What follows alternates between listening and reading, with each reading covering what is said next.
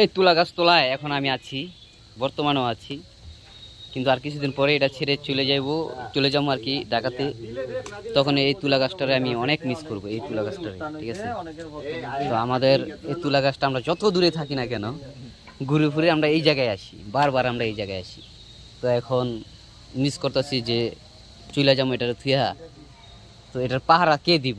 যে পাহারা দেওয়ানের একজন ছিল সোহান, সে তো আবার কিছুদিন পরে চলে যাবো বিদেশ। তো এটা পাহারা দেবো কে? তো দায়িত্ব দিলাম সোহাগ ভাইরে, ঠিক আছে। সোহাগ ভাই দায়িত্ব অ্যাকসেপ্ট করেছেন তো? ঠিক আছে, দায়িত্ব সোহাগ ভাইরে দিছি।